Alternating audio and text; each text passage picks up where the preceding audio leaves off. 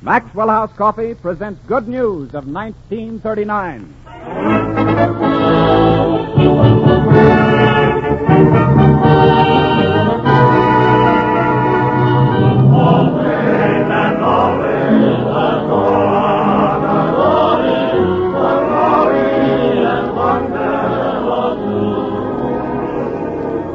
The makers of Maxwell House Coffee return to the air tonight with an hour of entertainment from the Metro-Goldwyn-Mayer studios in Hollywood.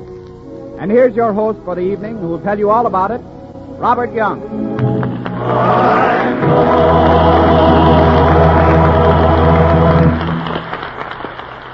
Thank you, Ted. Thank you, ladies and gentlemen.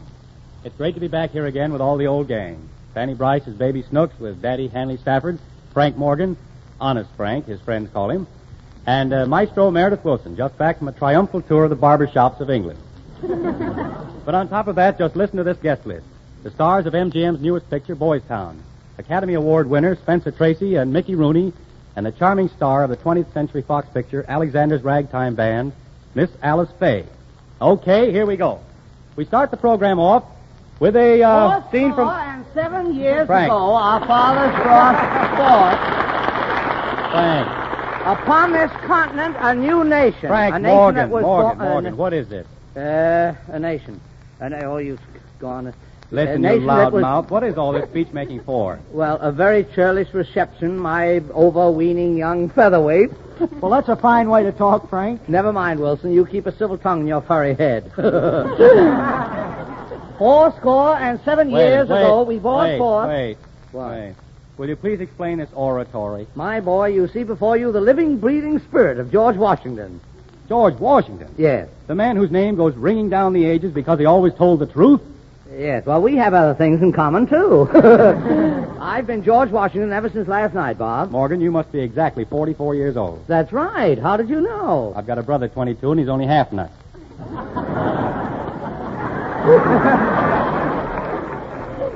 It's just cheap music hall quit.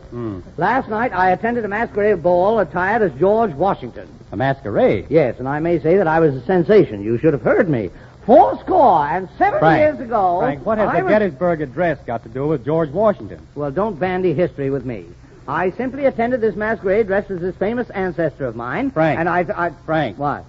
Now he's an ancestor? Well, very likely. I paid a genealogist $5,000 to trace my lineage. You did? Well, Yes. How did you find your family tree? Pretty shady. My genealogy gets kind of tangled when you get back a few generations, but it's that Washington blood in my veins that has caused me to decide on a career of public service.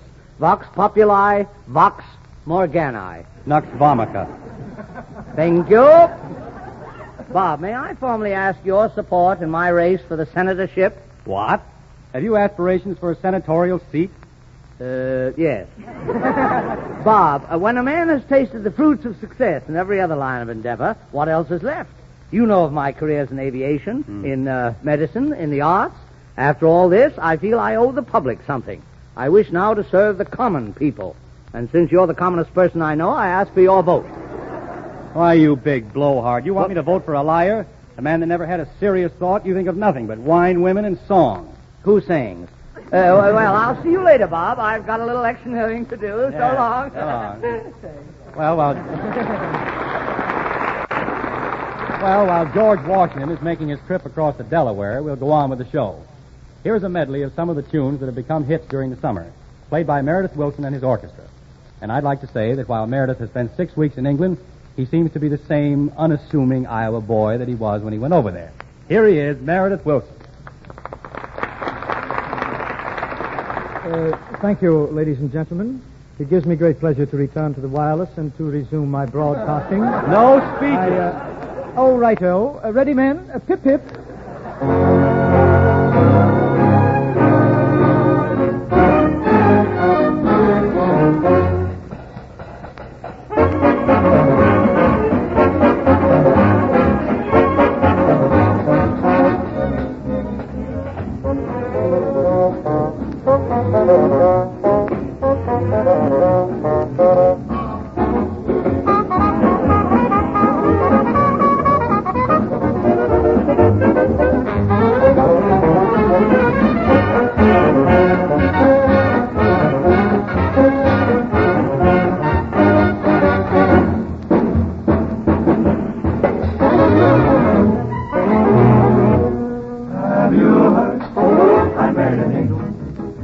the change will be.